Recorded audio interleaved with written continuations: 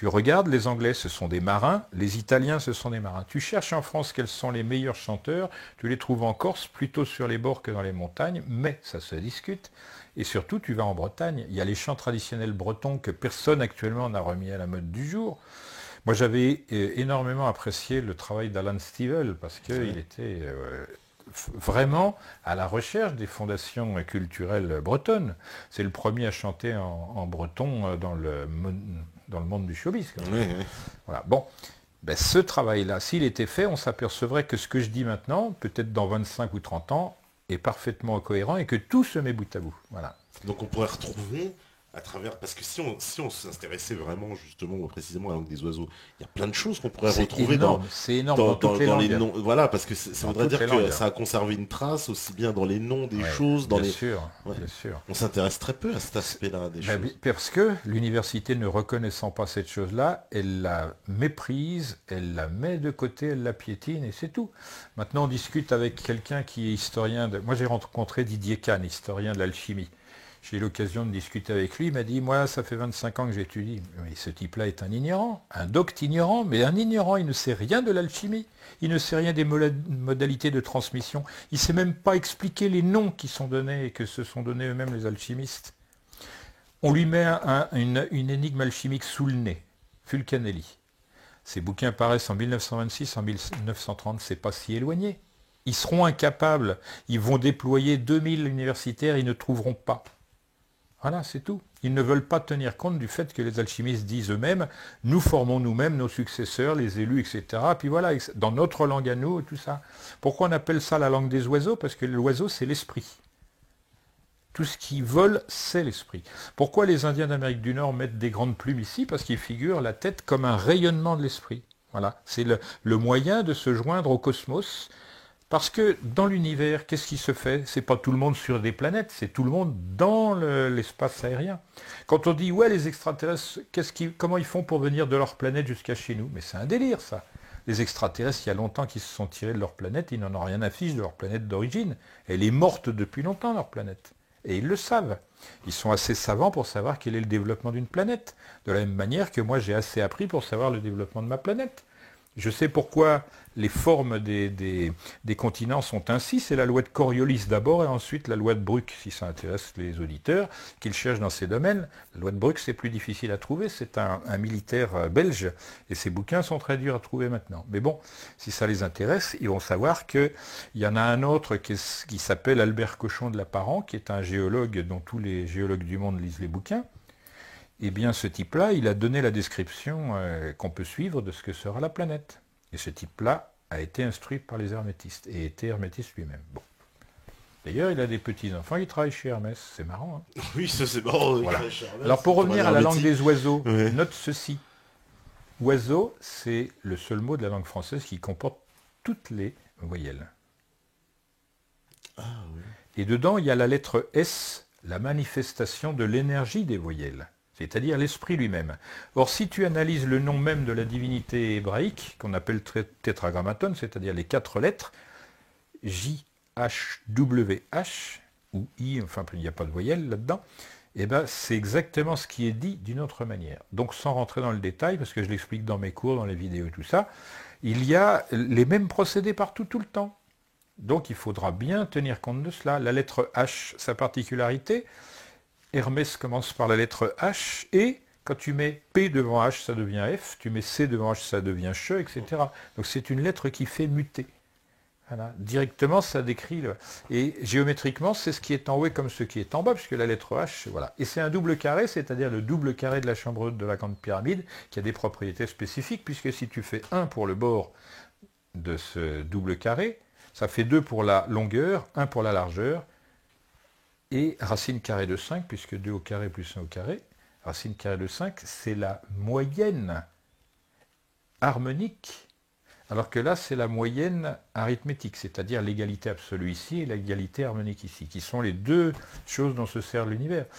Entre nous, qui faisons de l'industrie, c'est-à-dire on reproduit des pièces rigoureusement exactes, par exemple ces vers-là, et la nature, elle reproduit de manière harmonique, c'est-à-dire tout se ressemblera, mais rien ne sera pareil. Sinon, on serait des clones. Ouais.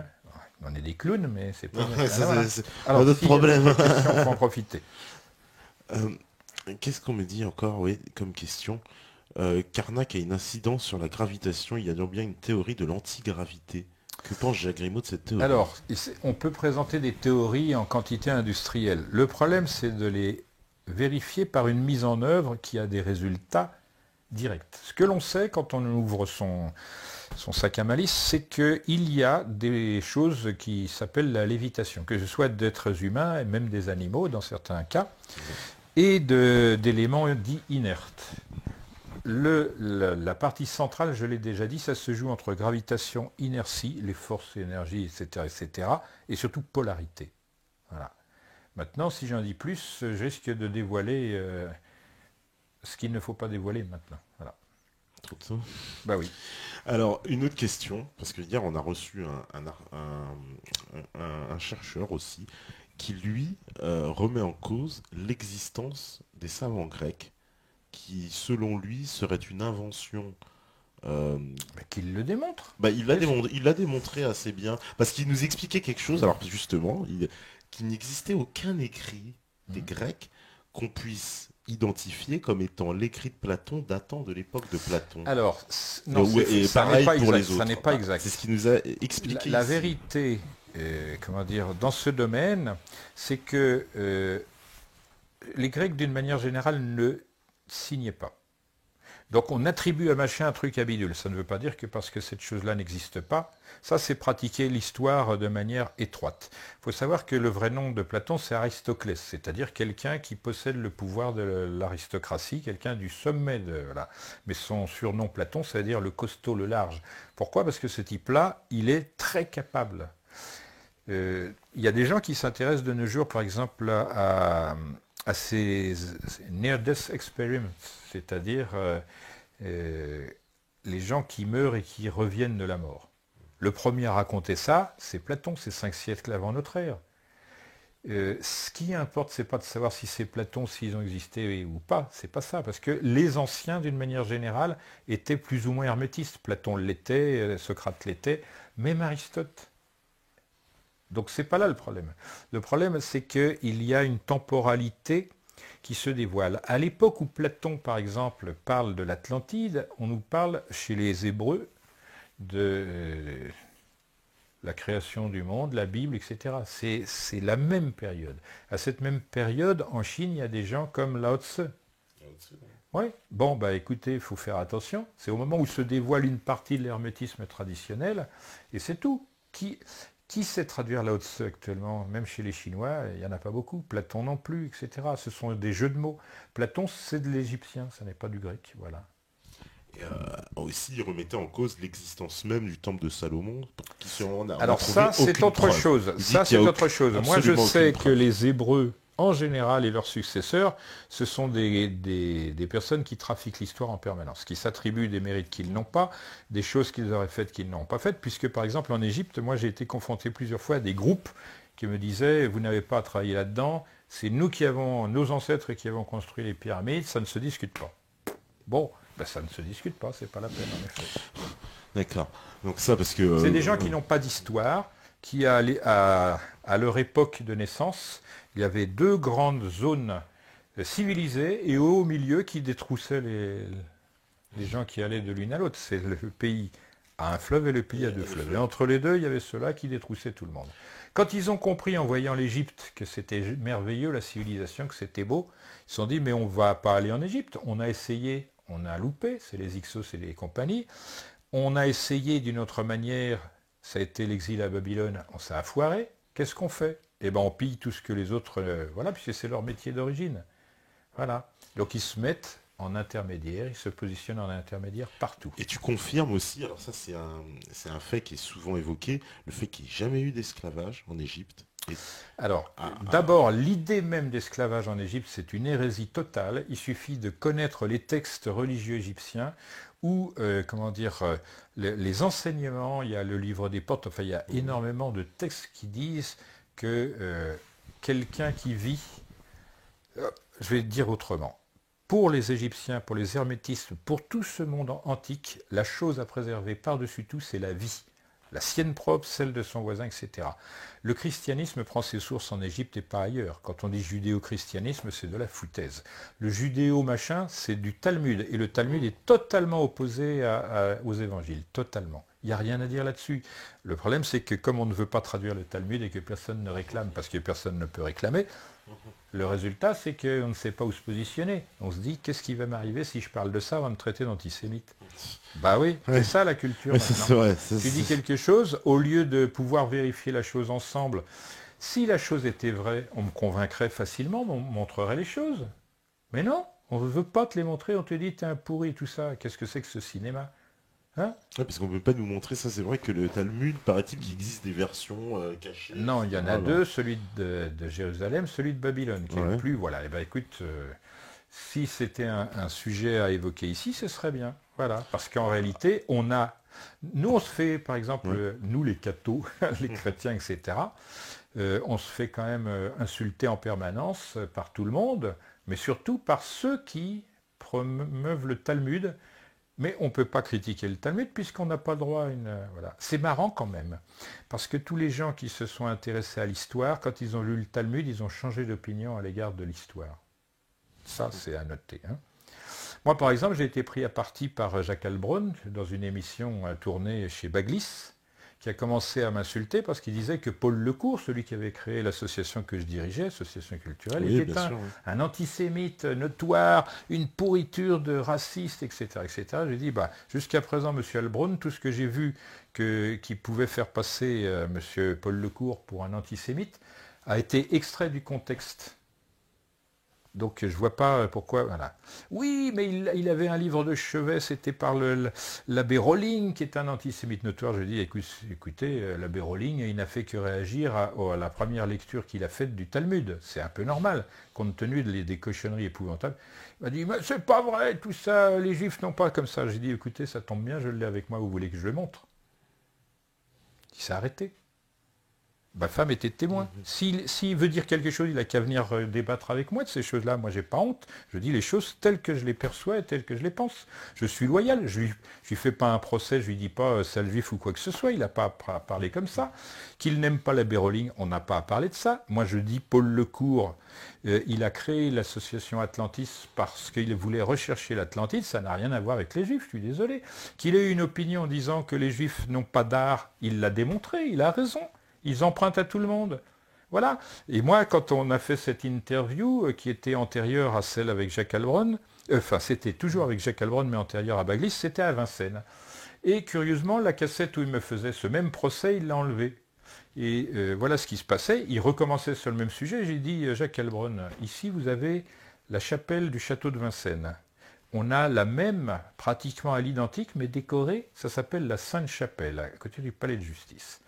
Moi, je vous mets au défi de trouver une synagogue qui soit du même niveau culturel et qui ait son style bien à elle, etc. etc. Bon, ça a arrêté le débat. Voilà, c'est tout. J'ai dit, on appelle art juif, c'est un art qui est constitué de je prends ici, je prends là, je fais mon trou parce que je choque machin, je truc bidule, mais en réalité, il n'y a rien. Je prends un exemple contemporain. On a eu une exposition de Bettina Reims, photographe. Qu'est-ce qu'elle montre? Le Christ la tête en bas, un Christ crucifié avec des seins et un soutien-gorge. Qu'est-ce que c'est que ce cinéma-là? Est-ce que c'est ça, l'art? Non, pas du tout. Ça, c'est de la provocation, c'est attiser des haines qui n'ont pas lieu d'être. Après, on vient se plaindre. Bon, voilà, tout ça, ça n'a pas lieu d'être dans une discussion, ceci dit, sur LRD. Ah ouais, pareil, il faut pas parler de ça. Ouh là là, on m'a dit. Non, moi, je parle de ce que je dois dire parce que c'est moi que cela concerne. Maintenant, si on veut me faire une guerre pour l'antisémitisme, je me défendrai. Voilà. Moi, j'ai étudié les choses. Ce que je dis, ça me paraît vrai. Maintenant, on peut les reprendre. Je ne manifeste de haine et d'antipathie pour personne. Okay. Voilà. Bon. Maintenant, comme... on dit, Slash, l'invité, c'est du lourd, il faut qu'il revienne. C'est pas de l'humour, hélas. Non, il dit c'est du lourd, ils aiment bien. C'est pas ça ce que je veux dire. C'est qu'il faut être clair. Si on veut débattre, on débat ouvertement, voilà. C'est-à-dire, on amène les choses et voilà. Moi, je ne fais pas de procès à machin parce qu'il est juif ou arabe ou machin, qu'on ne vienne pas m'en faire en disant que je suis antisémite, voilà. D'accord. Bon, bah, ouais, les choses sont claires, je trouve ça très bien. On me demande si tu connais les œuvres d'Henri Corbin, notamment l'alchimie islamo-persane. Oui, je connais Henri Corbin, bon auteur, un peu étroit dans sa conception de l'alchimie, mais au moins, je peux dire que les traductions sont assez correctes. Voilà. D'accord. Qu'est-ce qu'on me dit encore Euh, monsieur, comment dire Il y en a un qui dit il se lâche l'invité, c'est Il se du lâche lourd, il faut l'invité, c'est du lourd. Oui. revenir et vite. Là aussi, c'est une opinion. Il sointe la haine, c'est une autre opinion. Il Voilà. se hâte la haine, oui. Non, Oh mais non, ça, mais c'est bon, pour rigoler. On me oui, dit, oui, donne-lui oui. la carte du club de pas. Bon, bah, ça, Voilà. c'est un petit peu de trolling. C'est Non, normal, mais en fin de bientôt, ils vont soirée, me il dire troll un peu. un nouvel Alain Soral est né. Voilà, non, mais c'est ça. Il va Ah dire, non, mais bon, ouais, voilà. On le sait, ça. Alors, on me dit, en français, EMI, expérience de mort imminente. Oui. Oui, ouais. Ouais. Oui, ça, Oui, en français, en c'est ça, français, exact. c'est ça. D'ailleurs, les Égyptiens aussi, ils avaient on sait que la momification, on la retrouve en Égypte, mais on la retrouve chez les Nazca aussi, On la chez retrouve chez les les Indiens d'Amérique, chez Chinois, les etc. Chinois. Alors, il faut savoir que chez les Indiens d'Inde aussi, mais D'accord. qu'après, ils ont comment dire, commencé à plutôt brûler les cadavres ou les laisser aux charognards. Donc, sont des pertes en quelque sorte. Mais avant, pratiquement, tout le monde était plus ou moins... Tout le monde pratiquait la Mais pour momification. quelle raison? D'accord. C'est parce que lorsqu'on conserve des cellules et qu'on peut en prendre l'ADN mitochondrial, on peut espérer refaire une souche organique humaine. Voilà. On n'a pas encore cette technologie, mais ça ne saurait tarder. Et il y a des gens qui vont se cloner pour vivre plus longtemps que d'autres et pour assujettir, etc. C'est comme ça que les choses marchent. J'espère qu'il y aura des clones de Stéphane partout. Mais Alors, De qu'est-ce Jacques que... Heilbronn. Ah, bah, ça serait énorme. Oui, bah, les pyramides d'Europe, c'est vrai, on en a parlé. Toi, t'as dit un petit mot. Oui, Tu mais disais que bon. c'était pas, tu disais que c'était pas forcément des pyramides qui avaient beaucoup d'imitations. Hein, Je vais dire pour les pyramides, les vraies pyramides et celles qui ne sont pas vraies à mon sens, elles répondent à une logique qui est évidente. Je l'ai dit dans plusieurs interviews, je l'ai écrit plusieurs fois. On regarde la Chine, l'endroit le plus anciennement habité de Chine, il y a des pyramides et c'est curieusement le milieu de la surface de terre habitable de ce continent. On regarde les Amériques, Amérique du Nord, Mésoamérique, Amérique du Sud, et on voit que c'est le centre, le Yucatan, qui accueille des pyramides, et le Guatemala, c'est-à-dire la zone centrale. On regarde le plateau européano-moyen-oriental africain, pouf, c'est à Gizeh, et donc la moitié de cette surface, voilà, c'est tout. Et il y a 3 grosses zones, le reste c'est accessoire. Voilà. D'accord. Donc les 3 grosses zones, c'est du Et Qatar, si on veut Gizeh et la être... Chine. Voilà. Mais il y avait une pyramide également qui a été attestée plusieurs fois à l'île de Pâques. Voilà. Donc il faut considérer que, grosso modo, les grandes pyramides sont liées par un cloisonnement géométrique particulier qui a été montré dans le film. Maintenant, il faut réfléchir à cela. Je rappelle que la liaison est donnée en 2 modes. Le mode de la carte classique, si je puis dire, à plat, et donc ça se lit à plat comme une carte ordinaire qu'on trouve dans les écoles. Ça, c'est une première démonstration de savoir, puisqu'après, on est obligé de lire en géodésique, c'est-à-dire sur une sphère. Donc ça a été laissé pour des gens qui étaient capables de commencer par la mappemonde, le style à plat, et l'autre sur le style volumétrique. On me demande, c'est vrai, qu'est-ce que tu penses Donc, pour parler ouais. clair, un côté le style Mercator, et l'autre le style algébrique. Et... Oui. On me dit, qu'est-ce que tu penses du travail de Laurent Glosy et son livre L'Atlantide et les géants ça Je connais ce petit bouquin et comment dire, il y a des bonnes choses et il y a des excès, parce que c'est teinté d'idéologie. Voilà. Mais c'est une étude approfondie, sérieuse, qui mériterait d'être la base d'un travail plus étendu. D'accord. Bon. Il y en a qui réclament encore ta venue, qui disent ah, il faut revenir pour des émissions, bah, ce sera avec grand plaisir. Mais exactement, Et, sachez quand même qu'on a mis un temps épouvantable pour venir, parce qu'il y avait un temps épouvantable et des accidents épouvantables, c'est navrant, mais j'aurais souhaité pouvoir donner les 4 heures. Ah bah là on y est presque, hein, de toute façon, Bah, oui, écoute, il est 1 heure, on a fait les 4 heures. Tout hein, le monde je sait te que dis. j'ai une grande autonomie, j'avais fait ici et maintenant 6h30. Oui, oui, en plus, ça va. oula, oui, c'est mythique là. Je sais pas si Steph tiendra 6 heures. Fayot. Mais en tout cas, c'était Quel mythique. Fayot. Non, c'est vrai, faut bien le dire. Alors, je vais aller Non, faire tu- un petit tour chez les nouveaux Non. quand même. Je On- confirme, t'es pas Fayot. Ah, merci.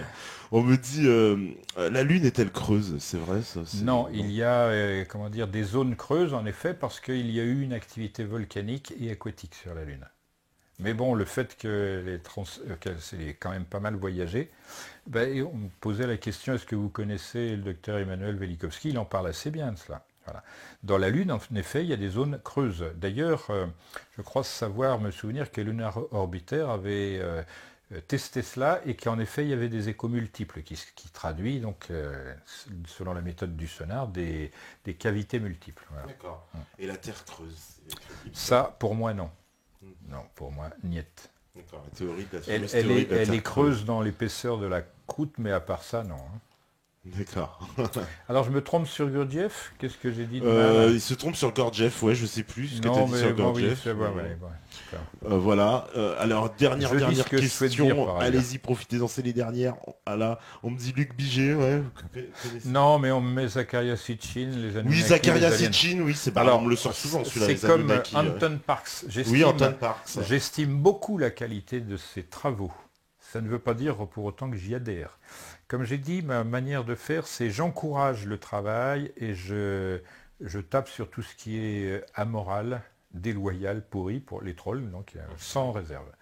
Même si physiquement ça les intéressait, moi je suis toujours prêt. Bon, non, non, sérieux, je le dis parce qu'il y en a qui me menacent et tout. Bon, pas de problème, moi je... Hein voilà. On me dit, c'est vrai, que pensez-vous des montagnes taillées, c'est-à-dire les lignes de Nazca justement, ça c'est ça. Alors, vous il y a... dans le film que vous Voilà. dites qu'il y a des montagnes qui ont été quasiment taillées comme Apparemment, il semble que d'un point de vue géologique, le sommet a été écrété pour en faire des zones plates et pour y installer les pistas. Et en effet, on ne voit pas ça du sol. Donc, les pistas étaient visibles seulement du ciel. À quoi ça sert? Si au sol, on ne voit pas la chose. C'est ça la question.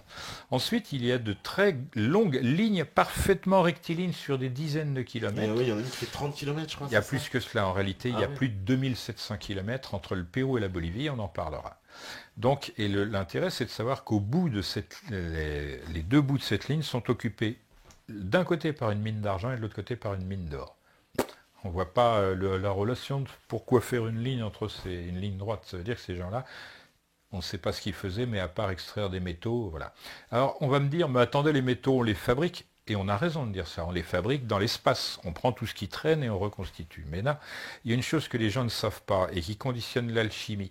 Les produits vivants sont tous impurs, et ces impuretés travaillent pour la réalisation de choses qui ne se font pas dans les choses pures. Chimiquement, on n'y arrivera pas.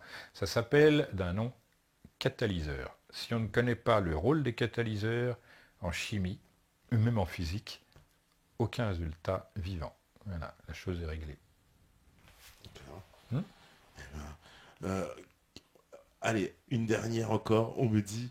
hier, c'était Boutamina a développé une thèse avec les djinns et Salomon. Bah, on en a parlé, mon cher. On a posé la question. Salomon, pour moi, c'est un personnage de légende et le temple et tout cela, c'est c'est une construction pseudo-historique.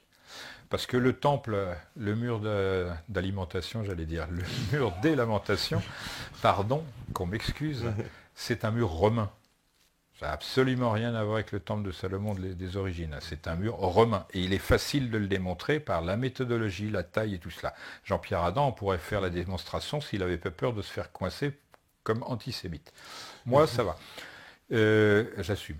Et simplement, je renvoie à des bouquins qui sont assez connus pour cela, où la démonstration archéologique est celle-ci. On n'a absolument rien retrouvé de certains récits bibliques. C'est normal, puisque ces récits sont purement kabbalistiques. Et voilà. Donc, et aussi le temple de Baalbek au Liban avec voilà, on le le trouve dans la plaine de la Beka, c'est-à-dire l'endroit où il y a les passages militaires les plus... Voilà. Alors l'intérêt, c'est de voir plusieurs choses qu'on retrouve en Égypte. D'abord, de mettre des pierres énormes, 1000 tonnes, sur des caillasses qui font à tout casser 8 à 12 tonnes. Donc on a des petites pierres et au-dessus, on met, comme disait Patrice dans le film, pourquoi faire simple quand on peut faire compliqué? La vertu de la chose, c'est que c'est antisismique. Voilà. C'est comme quand on retire la nappe et qu'il y a des grosses soupières en dessous, si on s'y prend bien, on tire, la soupière reste et le drap s'en va. C'est de cet ordre-là. Maintenant, pour soulever des trucs de 1000 tonnes, il y a intérêt à se lever tôt. Hein. Et alors, on appelle ça le temple de Jupiter, parce que Zeus Pater, c'est quand même le type le plus costaud. plus costaud qu'Hercule, voilà. Et donc il y a bien des raisons à cela. Il faut savoir que Baalbek, ça veut dire quelque chose. Baal, c'est les seigneurs. Maintenant, quelqu'un qui voudrait traduire, il comprendrait ma pensée. Et il s'intéresserait dès lors au djinn et au Coran. Voilà. Oui, tu parles comme un ancien, il faut que je décrypte, c'est ça? Non, je donne des pistes, chacun prend sa piste, parce que sinon c'est toujours tout le monde sur la même chose, Oui. ça sert à rien. Alors, que pense-t-il de la descendance directe du roi Salomon et de la reine de Saba, Haïlé Sélassié, empereur d'Éthiopie? Ouais. Alors, il y a une partie, on connaît les Falachas, qui sont des juifs authentiques, bien qu'ils soient noirs de peau. Je rappelle que pour les écrits bibliques, il est un récit qui commence comme ça, elle est noire mais elle est belle. Nous sommes d'accord, ça s'appelle le Cantique des Cantiques. Eh bien, il faut voir que être juif, ça n'a aucun sens. Être judéen, ça en a, mais juif, ça ne veut rien dire. C'est un mot qui a été inventé en Angleterre dans les années 1870-1880 pour des raisons, politiques. Donc, il faut bien revenir aux sources historiques, géographiques, culturelles, etc. Éthiope, chez les anciens, ça veut dire noir, tout bêtement. De la même manière, Inde. Inde, ça veut dire coloré, sombre. C'est pareil, voilà. Donc les Indiens, quand Colomb, qui est juif, Christophe Colomb est juif, il n'est pas le seul sur les 3 bateaux à aller en Amérique future, eh bien, ils recherchent des choses qu'ils ont notées dans leur tradition. Alors je dirais, attention, la tradition est très probablement juste, mais incomplète. Première chose. Deuxièmement, il faut la comprendre pour vraiment savoir de quoi il est question. Ce n'est pas la Kabbale moderne, celle de Madonna et autres zozoteries comme ça, qui va permettre, c'est la Kabbale vraie, c'est-à-dire la Kabbale des Égyptiens, la Kabbale hébraïque. Elle est faite sur des lettres dites hébraïques qui sont en réalité à l'origine des cunéiformes des Mésopotamiens, avec une méthode de lecture qui émane de la glyptique égyptienne. Donc il faut bien être attentif à cela. De toute façon, toutes ces écritures sont des chiffres en même temps. Et c'est là-dedans que la Kabbale peut peut-être dire des choses. Mais la Kabbale française est au moins aussi performante. Voilà. Donc viendra un moment où ces choses seront rassemblées, confrontées, mais pas seulement. Elles seront comparées et on verra que chacune a son efficacité, sa nécessité. Mais il ne s'agira pas de dire machin est supérieur à truc ou plus ancien et tout ça. Ça n'a pas de sens. Voilà. La réalité, c'est qu'à la base de toutes les langues, il y a la même chose. C'est ce substrat qu'il faut aller chercher. On me dit un rapport avec la théorie Zulu-Lassan sur les premiers Israélites noirs. Ça représente quoi, les premiers Israélites noirs dans l'histoire des hommes? Je sais pas. Pour moi, moi non plus, tiens, allez hop. On me dit, alors, que pensez-vous de David Icke et de ses hypothèses? C'est vrai. Là-dedans, il y a beaucoup d'informations et beaucoup d'âneries, mais il faut savoir choisir et aller chercher ce qui est bon et ce qui ne l'est pas. Ouais. Voilà, c'est le légendaire moderne aussi. Qu'est-ce qu'on me dit aussi L'être humain est-il en train d'entrer dans une phase d'élévation spirituelle? Il y a beaucoup de gens qui demandent ça. Il y a dans tous les phénomènes dits évolutifs par le classique des sciences, en réalité 2 choses. Il y a des gens qui évoluent et d'autres qui régressent.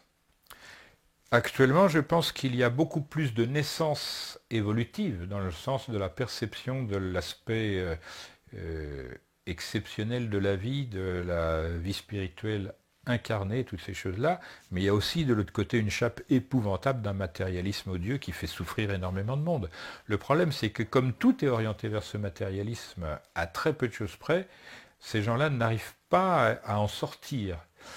Ils ont peur, par exemple, moi on me traite de gourou de secte. Moi, au contraire, je prône le libre arbitre, le choix personnel, la recherche active de critères solides, valables pour soi-même, etc.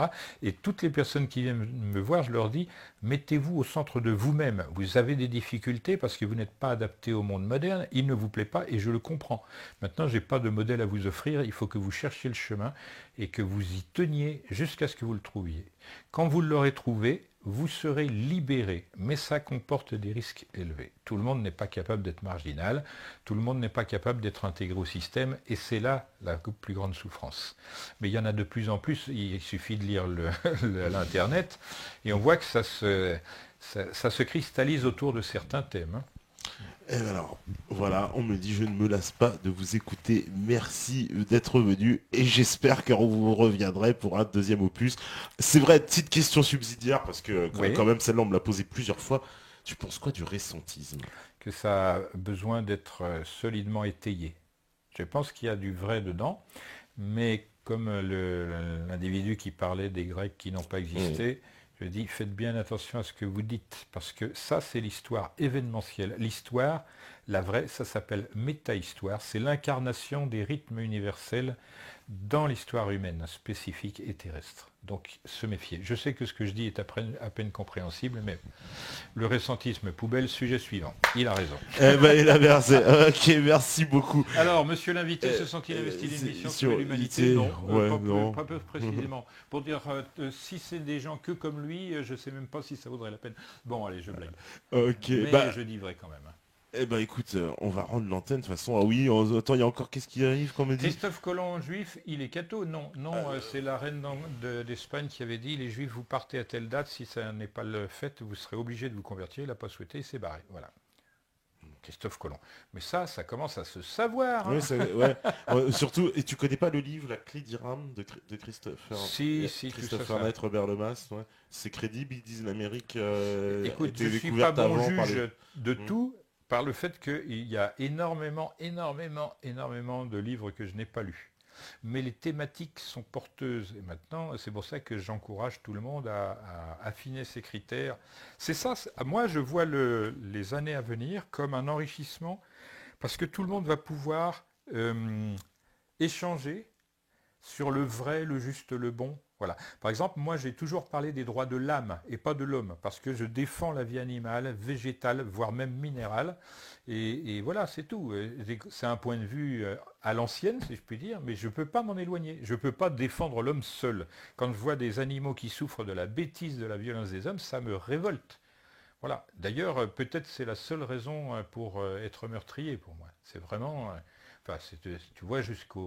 Hein, je ne vais pas baisser ma culotte, mais je dis vraiment les choses. On me parle, c'est vrai, les questions subsidiaires, les dernières, les cartes de Piri Reis, elles sont crédibles? Les fameuses cartes que retrouvées... ça s'appelle des portulans, première chose. C'est-à-dire que ça servait à des marins. Oui. Les marins, à cette époque-là, ils se servaient de boussole et surtout de la rose des vents, c'est-à-dire l'orientation dans le moment de la journée, etc., etc. Ce qui était intéressant, c'est que les bouquins qui ont été écrits, c'est par, d'un côté, un marin, un cartographe de la marine américaine, de l'armée, hein, d'un côté, et puis Polémique Victor de l'autre. Et ces bouquins-là ont eu très peu de diffusion, malgré tout. Pourtant, celui de l'américain, il a été préfacé par un dénommé Albert Einstein. On s'étonne que, tiens, brusquement, on n'en fasse pas état. Oui, ce sont des cartes vraies. C'est au musée Topkapi à Istanbul. Donc ouais. Voilà, c'est ça. Et c'est aussi bien d'aller voir Sainte-Sophie et ce musée-là que toute autre chose. Il y a Göbekli Tepe aussi, cette ville. Göbekli Tepe, c'est et également en Turquie. C'est un site ancien, mais par rapport à ceux qui vont apparaître dans les années à venir, on va dire, c'est récent. D'accord, voilà. Mon Dieu, des choses à suivre. En tout cas, merci beaucoup à Jacques d'être venu à la Libre. Alors moi, je te remercie vivement pour cette raison suivante, c'est que je t'ai coupé énormément dans ton développement. Non pas pour te frustrer, mais parce que je pensais qu'il était important de répondre aussi vite que possible. Ah bah on a répondu au maximum de questions là, je crois que là voilà. Mais que tout le monde sache que je viens, il suffit de le demander et je suis à votre disposition. Maintenant il faut trouver le moment. C'était pas idéal aujourd'hui parce que c'est un vendredi soir, c'était la sortie de Paris, il y avait des pluies et voilà, c'était l'épouvante. Hein. Eh ben écoute, si t'es d'accord, on leur promet qu'on en refera une. Vous qui... Eh ben nous on est d'accord. Voilà, nous on est d'accord. Moi j'apprécie. Après le public, ils me le réclament déjà, je pense qu'ils sont déjà d'accord, les méthados. Je propose aux amateurs de Méta TV de préparer des questions vraiment bien, parce que moi je ne réponds qu'à des questions bien formulées, je formule au niveau de la question. Si on me dit que pensez-vous de machin, je donne une opinion, mais si on me dit est-ce que ceci sur la personne. Exactement. Voilà. Donc la prochaine fois, aiguisez vos questions encore plus pour la prochaine édition. À l'heure. Voilà. Voilà. On me dit, j'ai jamais vu autant de réponses faites. Et il s'appelle Karnak en plus. Donc Ouais. voilà. Bon, bah, Il y en a qui ont le sens de la chose. ah bah ils ont tous, hein, le Buralis, Nico Dulot, Sanatana, Bluesman, Cafou, Bryce 22, Fred Depot, Nicolas, Alors, Kenelra, tu Vopossum. me permets de terminer, puisque la vas-y. plupart je ne les connais pas, Oui. en souhaitant meilleures fêtes de Noël, de fin d'année, de Noël, etc., etc. Puis à l'année prochaine, parce que je pense qu'on n'aura pas le temps Ah d'en bah faire là, ce d'ici sera là. l'année prochaine. Ouais. Voilà, et vous pareil à Meta TV, parce que le peu que je connais de vous, ça m'apparaît être un nid de grand intérêt, avec beaucoup de courage. Hein, parce que là, j'ai un peu déblatéré, on va dire encore antisémite. Ça. Alors nous on a Mais bon, l'habitude. Voilà, mais c'est Oh, c'est c'est bien. On me dit une flûte carte du club, tu vois. Ah oui, exactement. Toi aussi. Oh bah moi je suis d'horrible ouais. fasciste. Ah bah ouais. C'est bien connu. Voilà. Voilà. Alors tu as un point Godwin très fréquent. Enfin, Ah bah complètement. voilà, moi aussi. Ah bah je moi les j'ai le collectionne. point Godwin qui me titille à chaque Voilà, fois. c'est ça. Merci. Ça m'est tombé dessus un matin. Tu vois, depuis j'arrive plus à m'en Alors la débarrasser. question, quelle impression de votre passage sur Meta TV? Ah bah Excellent. déjà Frisky. Excellent. Ah non.